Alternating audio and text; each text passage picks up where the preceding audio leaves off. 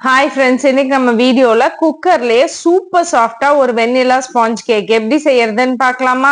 ஒரு மிக்ஸி ஜார்ல 1/2 கப்பு சர்க்கரை, 2 பெரிய சைஸ் முட்டை, 1/4 கப் சன்ஃபிளவர் ஆயில் சேர்த்துக்கோங்க. நீங்க பட்டர் வேணாலும் சேர்த்துக்கலாம், அது ஆப்ஷனல் தான். 1 teaspoon vanilla essence, 3 table spoon நல்லா காய்ச்சி ஆற வச்ச பால் எல்லாத்தையும் சேர்த்துட்டு ஒரு 2 நிமிஷம் நல்லா அடிச்சு எடுத்துக்கோங்க.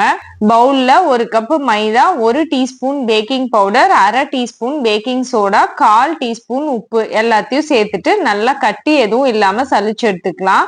இப்ப அது கூட நம்ம ஏற்கனவே அடிச்சு வச்சிருக்க முட்டை கலவையை சேர்த்துட்டு ஒரு 2 நிமிஷம் நல்லா கலந்து விட்டீங்கன்னா நல்லா கட்டிகள் இல்லாம கலந்து வரும். கட்டி எதுவும் இல்லாத அளவுக்கு கலந்துக்கோங்க. கன்சிஸ்டன்சி இது மாதிரி இருக்கணும். நான் ஏற்கனவே ஒரு பட்டர் பேப்பர் போட்டு லைன் பண்ணி வச்சிருக்கிற டின்ல அதை சேர்த்துக்கிறேன்.